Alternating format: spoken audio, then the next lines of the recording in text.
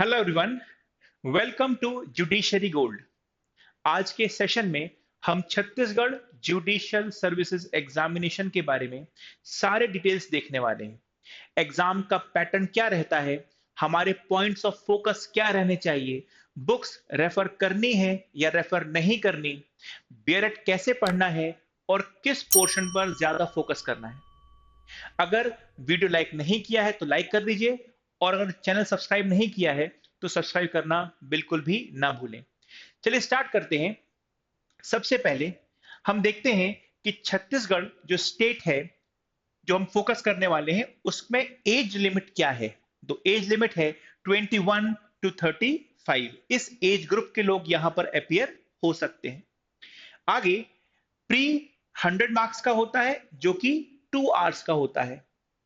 इसके बारे में हम आगे और डिस्कस करने वाले हैं। ये केवल जनरल सी जानकारी है जो मैं आपको इनिशियली दे रहा हूं।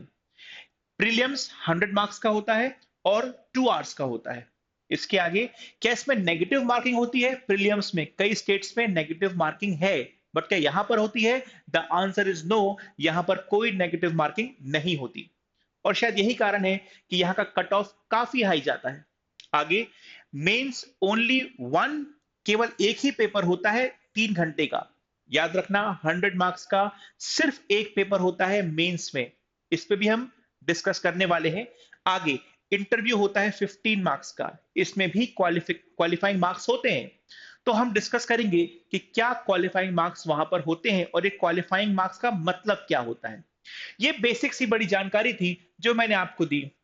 एक बार फिर से देखते हैं। Age limit 21 to 35, prelims 100 marks 2 hours, negative marking नहीं होती, मेंस में एक पेपर 100 मार्क्स का 3 घंटे का और इंटरव्यू 15 मार्क्स का। अब देखते हैं, थोड़ा सा आगे बढ़ते हैं। बट आगे बढ़े इसके पहले एक छोटी सी जानकारी मुझे शेयर करनी है। हमारा कॉम्प्रिहेंसिव बैच जिसमें कि हम 10 स्टेट्स कवर करते हैं, ये बैच आप ज्वाइन कर सकते हैं। जुडिशरी गोल्ड आप इसका पार्ट बन सकते हैं और आप अपने जुडिशरी की प्रिपरेशन अच्छे से अच्छे तरीके से हमारे साथ कर सकते हैं। इसके अलावा अगर आपको कम समय है या आपके पास लिमिटेड टाइम है जिसमें कि आपको पढ़ाई करनी है, आपका शेड्यूल कहीं और किसी जॉब में जा रहा है या प्रैक्टिस में जा रहा है, तो आप JG1 बैच ज्वाइन कर सकते हैं और यहां पर आप अपने पेस में अपने टाइम के हिसाब से रिकॉर्डेड क्लासेस बिल्कुल देख सकते हैं। आगे बढ़ते हैं।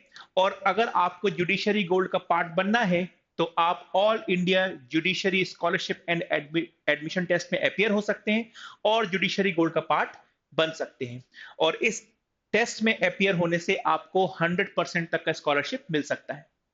आगे बढ़ते हैं। फोकस, एक छोटी सी स्ट्रेटजी जो मुझे छत्तीसगढ़ के लिए आपके साथ डिस्कस करनी है, मैं पहले वो डिस्कस करूंगा, फिर बाकी एग्जामिनेशन के पैटर्न के बारे में हम डिस्कस करेंगे। अब यहां पर मैंने लिखा हुआ है फोकस। आप बोलोगे सर इसमें नया क्या है? मैं आपसे ये कहने वाला हूं क्या कि छत्तीसगढ़ का एग्जाम अगर आप टारगेट कर रहे हो तो आपको फोकस होना पड़ेगा? ऐसा बिल्कुल नहीं है। फोकस तो हर एग्जामिनेशन के लिए चाहिए होता है, बट जब मैं इस फोकस की बात करता हूं, ये थोड़ा दूसरे पैटर्न का है। यहां पर मेरा आपको ये सजेशन है कि छत्तीसगढ़ में स्पेसिफिक और बड़े ही, मतलब क्लियर है ये बात कि केवल लॉ ही आता है।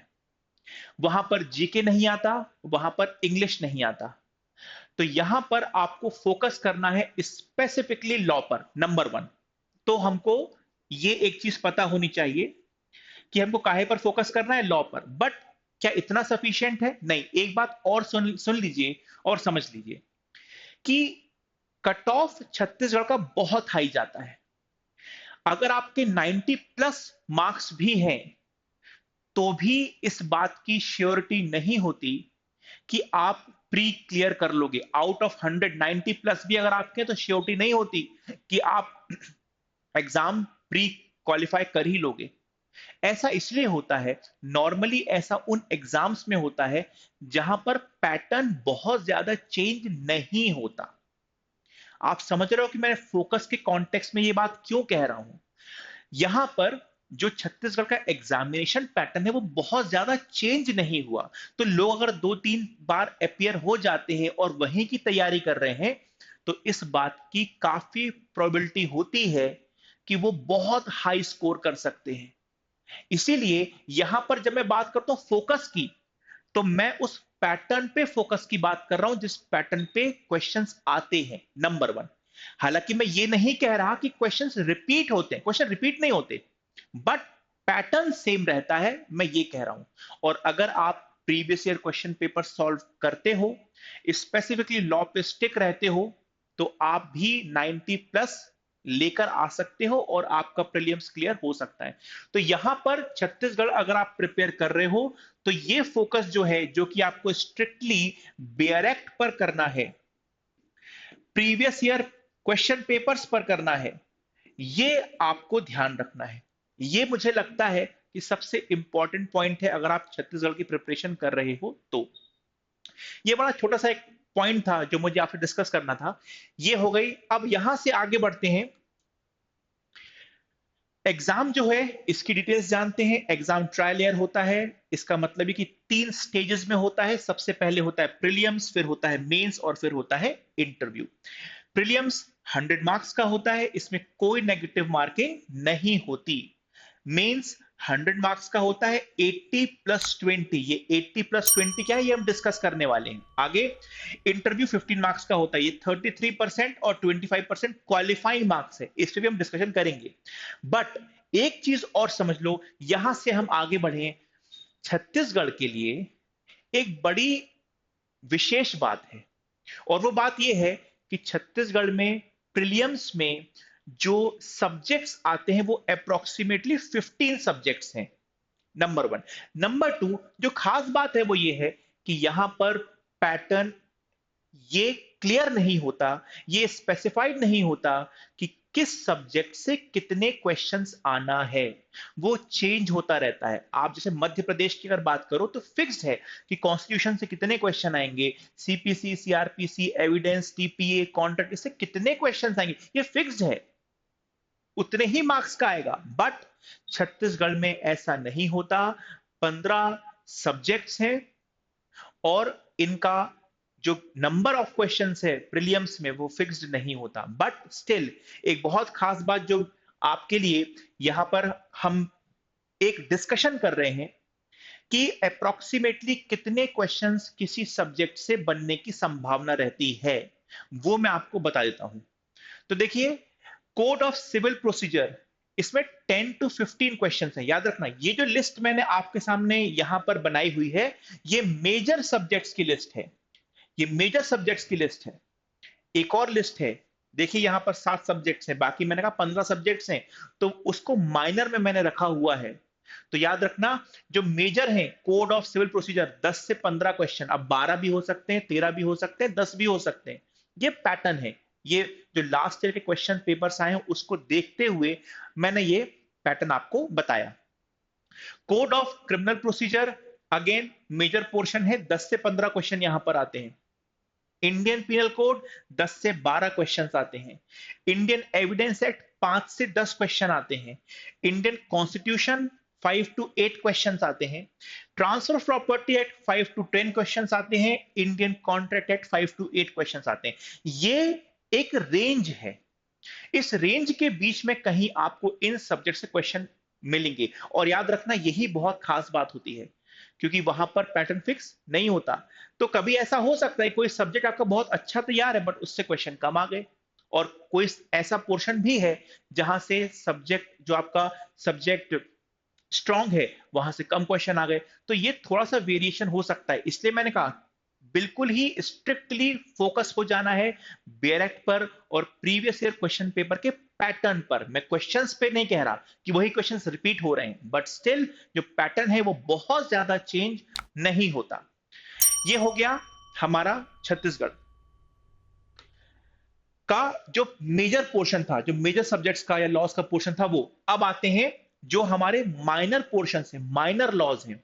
देखो, लिमिटेशन एक्ट 3 से 5 क्वेश्चन, नेगोशिएबल इंस्ट्रूमेंट एक्ट 3 से 5 क्वेश्चन, स्पेसिफिक रिलीफ एक्ट 3 से 5 question, Chhattisgarh rent control act 3 से 5 question, court fees act 3 to 5 question, registration act 3 to 5 question, Chhattisgarh land revenue code 4 to 6 question और Chhattisgarh excise act 3 to 5 question. ये सारा minor law वाला portion है।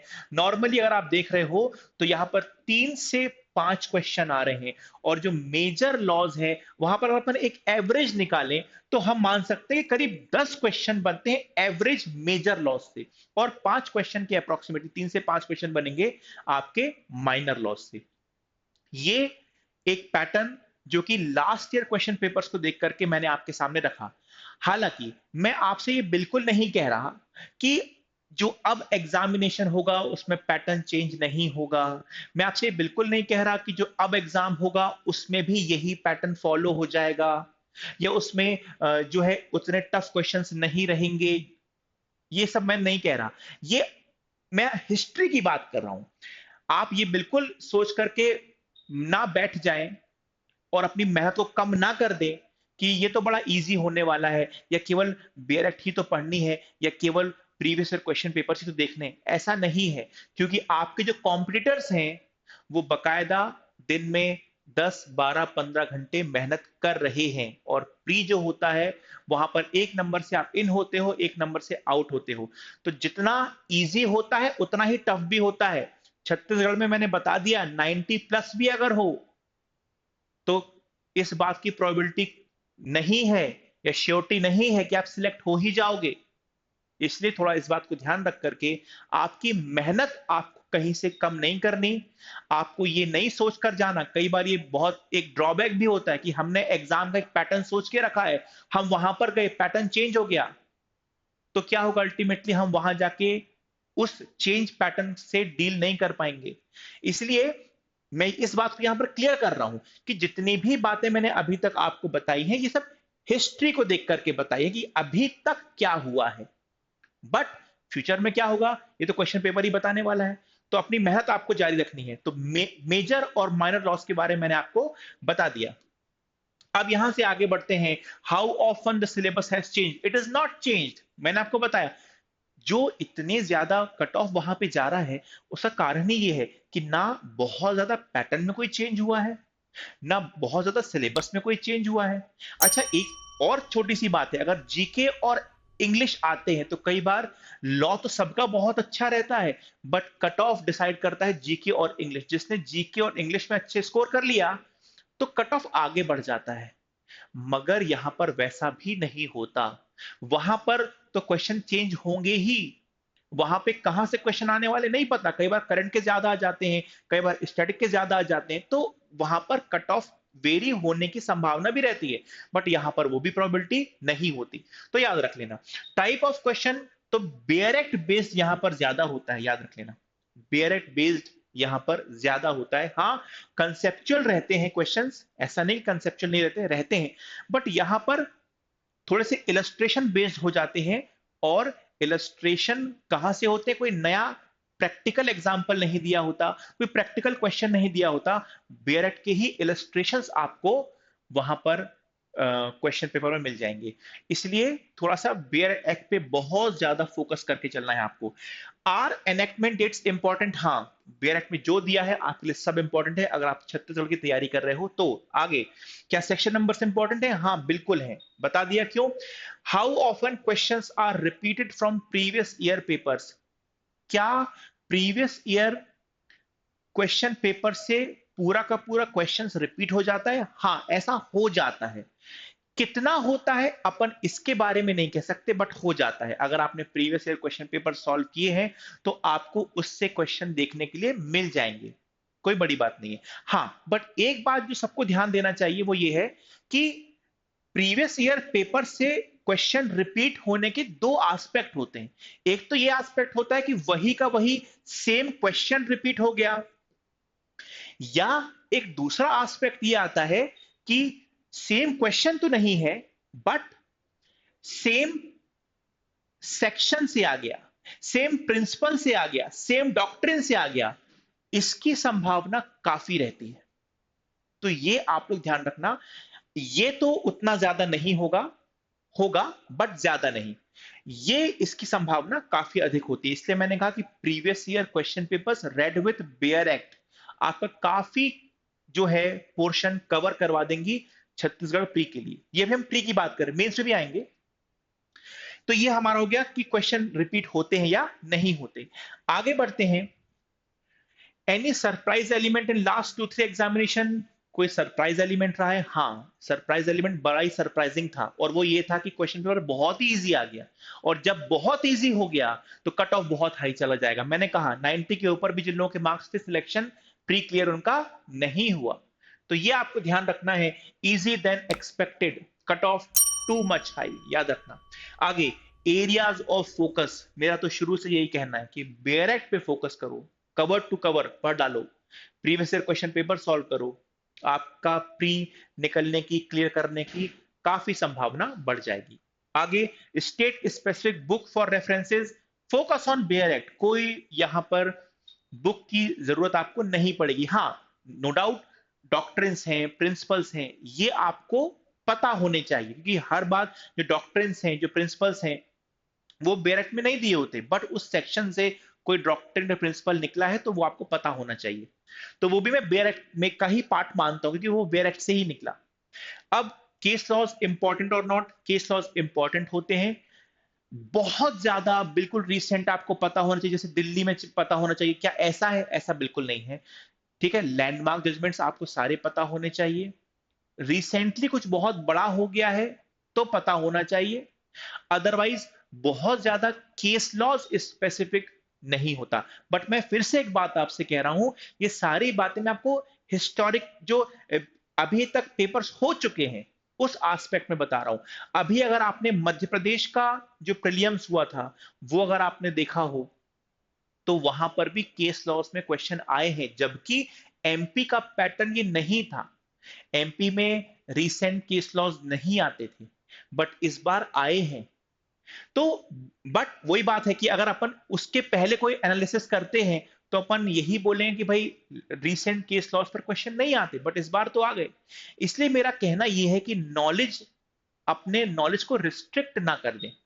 आप पढ़ाई करिए, बीआरएफ पर फोकस करिए, सेक्शंस नंबर याद करिए, एनेक्टमेंट डेट्स याद करिए, हाँ previous year question paper solve करिए, बट यहां तक रिस्ट्रिक्टेड नहीं रहना है। अगर एग्जाम में जाते हो कुछ नया आ गया तो अम, आपके पास एज होना चाहिए, स्पेस होना चाहिए कि आपने कुछ और भी पढ़ के रखा है जिसके बेसिस पर आप आंसर कर पा रहे हो। ठीक है, आगे बढ़ते हैं। सिलेबस फॉर मेंस, अब आ जाते हैं मेंस पर। देखो, प्रीलियम्स की सारी बात हम लोगों ने कर ली, और प्रीलियम्स का मुझे जो लगता है, जो सबसे मेन एस्पेक्ट जो मुझे लगता है आपसे मुझे डिस्कस करना था, वो यही था, क्योंकि वहां पर कोई स्पेसिफिक पैटर्न नहीं है कि कितने नंबर के क्वेश्चंस आएंगे। ये आप बिल्कुल ध्यान रख सकते हो कि इस रेंज में क्वेश्चंस जरूर आते हैं। मेजर में आप देख रहे हो क्या पैटर्न बनता है, और माइनस में भी मैंने आपको बताया कि किस तरह का पैटर्न बनता है। 3 से 5 क्वेश्चन यहां पर आते हैं। अब थोड़ा मेंस की तरफ चलते हैं। मैंने आपसे कहा कि बुक्स बहुत ज्यादा इंपॉर्टेंट नहीं होती। उसका एक बहुत मेजर कारण यह है कि जो छत्तीसगढ़ का मेंस होता है उसमें आपको क्वेश्चन आंसर्स नहीं पूछे जाते, आपसे जजमेंट राइटिंग पूछा जाता है और ट्रांसलेशन पूछा जाता है। ठीक है, जजमेंट राइटिंग, इसमें आपको सिविल जजमेंट राइटिंग होता है 40 मार्क्स का, क्रिमिनल जजमेंट राइटिंग होता है 40 मार्क्स का। आपको याद होगा वहां पे मैंने स्लाइड में लिखा हुआ था 80 + 20। तो देखो ये 80 ये हो गया, और 20 क्या हो गया? Hindi to English 10 marks translation, and English to Hindi 10 marks translation. तो ये हो गया आपका 80 + 20, ये वही बात लिखी हुई है। तो जब आप सिविल जजमेंट राइटिंग करते हो तो आपको इश्यूज फ्रेम करने होते हैं, और आपको साथ में जजमेंट लिखना होता है 40 मार्क्स। इसके अलावा जब क्रिमिनल जजमेंट राइटिंग करते हो तो चार्जेस फ्रेम करने होते हैं और साथ में जजमेंट लिखना होता है 40 मार्क्स। ट्रांसलेशन आपका Hindi to English and English to Hindi 10-10 marks का हो गया। इसको ध्यान रख लेना है। अच्छा, अब अगर यहां पर क्वेश्चन आंसर पैटर्न में मेंस में क्वेश्चन पेपर आ रहा होता तो जरूर बुक्स इंपॉर्टेंट रहती, बट क्योंकि आपकी आंसर फ्रेमिंग के लिए आपको जजमेंट राइटिंग बस पढ़ना है, तो किसी स्पेसिफिक बुक को पूरा गो थ्रू करना, पूरा पढ़ना, वो आपके लिए जो है सही नहीं रहेगा। क्लियर हुई बात? इसलिए आपको ध्यान रखना है कि कभी भी आपको, जब आप छत्तीसगढ़ के बारे में टारगेट कर रहे हो, तो उस कंडीशन में केवल वही चीजें आपको बुक से पढ़ लेनी है जिसमें कि बहुत ज्यादा कभी कोट्स ने जिसको इलेबोरेट किया हो, जिसको बहुत इंटरप्रेट किया हो, जिससे कोई प्रिंसिपल निकल के आ रहा हो, ये बातें पढ़ लो। उससे क्या होगा, अगर प्री में आपका ऑब्जेक्टिव क्वेश्चन कोई बन रहा होगा तो वो आपको समझ में आ जाएगा। कुछ अच्छे वर्ड्स मिल जाएंगे, कुछ अच्छे जजमेंट्स मिल जाएंगे आपको मेंस में रेफर करने के लिए। बट पूरी बुक हर पॉइंट पर या आंसर राइटिंग के कॉन्टेक्स्ट में पढ़ने लगना, वो छत्तीसगढ़ के लिए कहीं से भी सही नहीं होता। तो ये आपको ध्यान रखना है। ये मेंस की बात हो गई। अब आगे बढ़ते हैं। एवरेज वैकेंसी, यहां पर नंबर ऑफ वैकेंसी 40 टू 50 के आसपास रहता है। ये यहां का एवरेज वैकेंसी का नंबर है। Can aspirants from other states take this exam? हाँ बिल्कुल, मैंने आपसे बताया कि प्रीलियम्स में तो हिंदी और इंग्लिश दोनों अवेलेबल रहता है। आप जिस लैंग्वेज में चाहो उसमें आप अटेम्प्ट कर सकते हो। मेंस में आपकी आंसर राइटिंग इंग्लिश में भी हो सकती है, हिंदी में भी हो सकती है। ट्रांसलेशन बस एक 10 मार्क्स का रहता है, जहां Hindi to English and English to Hindi translation करना होता है। अगर किसी के लिए हिंदी कोई बार नहीं है, तो फिर वो कहीं का भी हो, किसी भी स्टेट का हो, छत्तीसगढ़ टारगेट कर सकता है विदाउट एनी प्रॉब्लम। और मुझे पर्सनली नहीं लगता कि हिंदी बहुत ज्यादा प्रॉब्लम किसी के लिए हो सकती है, या इंग्लिश भी फॉर दैट मैटर। केवल 10 मार्क्स का ट्रांसलेशन है, तो इतना हम पढ़ के समझ सकते हैं कि अ, जो ट्रांसलेशन है हिंदी टू इंग्लिश या इंग्लिश टू हिंदी, वो हमको कैसे करना है।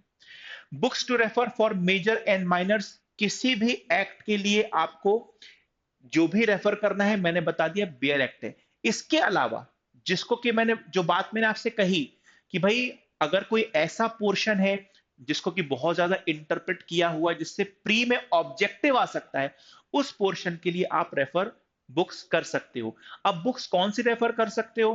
तो जो भी सब्जेक्ट्स की अच्छी किताबें, जो लोकल लॉज हैं, याद रख लेना, जो लोकल लॉज हैं, उन लोकल लॉज के लिए आपको बेयर एक्ट पर ही स्टिक करके रहना है, याद रख लेना। लोकल लॉज जो भी होंगे उसमें बेयर एक्ट स्पेसिफिकली आपको पढ़ लेनी है। इसके अलावा जो मेजर लॉज हैं, जैसे आपका कॉन्स्टिट्यूशन हो गया, तो वहां पर जीएन पांडे हम सबको पता है। आपका जो कॉन्ट्रैक्ट है उसमें बांगिया है, अवतार सिंह है, आईपीसी में केडी गौर है, साथ में मिश्रा आप पढ़ सकते हो, इजी लैंग्वेज चाहिए है तो। इसके अलावा एविडेंस में आप बटुकलाल पढ़ सकते हो। सीपीसी में टकवानी हम सबको पता है। सीआरपीसी में केलकर, ये आप बिल्कुल पढ़ सकते हो। इन सारी किताबों को आप रेफर कर सकते हो, but still cover to cover नहीं पढ़ना है, पूरा नहीं पढ़ना है। उन बातों पे फोकस्ड रहना है जिसको कि बहुत ज्यादा इंटरप्रेट किया है। फॉर एग्जांपल, अगर अपन एग्जांपल है सीआरपीसी का, तो जो आपका इन्वेस्टिगेशन वाला पोर्शन है 154 से स्टार्ट होता है, वो आप पढ़ सकते हो। बट ऐसा नहीं करना कि सभी कुछ पढ़ने लग जाए, वो आपके लिए समय को बर्बाद करने जितना होगा। अगर आप छत्तीसगढ़ की बात करें, वैसे ही ऐसा बोलना नहीं चाहिए, बट क्योंकि छत्तीसगढ़ की बात है तो वो थोड़ा सा डिफरेंट पैटर्न हमको अपनाना पड़ता है। तो ये हो गए बुक्स टू रेफर। इसके अलावा अगर जजमेंट राइटिंग की आप बात करो, तो नाम जोशी की किताब है, आप रेफर कर सकते हो। रॉबिनजीत सिंह है, वो आप रेफर कर सकते हो। जजमेंट राइटिंग के लिए वो अच्छी किताबें हैं। इसके अलावा जुडिशरी गोल्ड भी आपको जजमेंट राइटिंग की सिविल और क्रिमिनल अलग से क्लासेस प्रोवाइड करवाता है। आप बिल्कुल ज्वाइन कर सकते हैं, जहां पर आपका बेयर एक्ट पूरा कवर करवाया जाएगा और साथ में आपको जजमेंट राइटिंग की क्लासेस भी प्रोवाइड करवाई जाएंगी। ये हो गया हमारा छत्तीसगढ़ का पूरा डिस्कशन। हमने देखा कि किस तरीके से यहां पर 3 लेयर्स में एग्जाम होते हैं, 3 स्टेजेस में एग्जाम्स होते हैं। प्री होता है, मेंस होता है, इंटरव्यू होता है। इसके अलावा हाँ, एक छोटी सी बात और इंटरव्यू की, जिसकी मैंने कही कि इंटरव्यू होता है 15 मार्क्स का। इंटरव्यू है 15 मार्क्स का। इसमें क्वालिफाइंग मार्क्स, इसमें qualifying marks 33% for general and 25% for reserve category. अभी क्वालिफाइंग मार्क्स क्या होता है? क्वालिफाइंग मार्क्स मतलब ये कि आपको मिनिमम उतने मार्क्स लाना ही पड़ेंगे, तभी आप क्वालिफाई कर पाओगे। आपके मेंस में कितने भी अच्छे मार्क्स हो सकते हैं, बट अगर आप 33% इंटरव्यू में नहीं लेकर आ पाए, या अगर आप रिजर्व कैटेगरी में फॉल करते हो 25% नहीं लेकर आ पाए, तो उस कंडीशन में आप क्वालिफाई ही नहीं करोगे, आप जज नहीं बन पाओगे, भले ही मेंस में कितने भी अच्छे हो। तो ये होता है क्वालिफाइंग मार्क्स, और ये क्वालिफाइंग मार्क्स कितने होते हैं? तो 33% for general and 25% for reserve category. ये 3 स्टेजेस में एग्जाम हमारा हो गया। इसमें आपको मैंने पूरा स्लाइड में बता दिया कि प्री में कितने मेजर सब्जेक्ट से क्वेश्चन आ सकते हैं, कितने माइनर से आ सकते हैं, मेंस में किताबें कौन सी रेफर करनी है, हमने देख से जजमेंट राइटिंग में, और उस पे ही बड़ा ही फोकस रह करके काम करना है। बुक्स अगर पढ़नी है तो कौन सी पढ़नी है, और कौन सा पोर्शन पढ़ना है, ये भी मैंने आपको बता दिया। और ये सारा जितना भी डिस्कशन हमने किया है, ये आपका छत्तीसगढ़ एग्जामिनेशन का जो प्रीवियस ईयर को एनालाइज करके हमने निकाला है, ये वो पैटर्न है। तो आप अपनी तैयारी बिल्कुल जारी रखिए, मेहनत करिए। जुडिशरी गोल्ड आपकी हेल्प के लिए हमेशा अवेलेबल है। Thank you and all the best.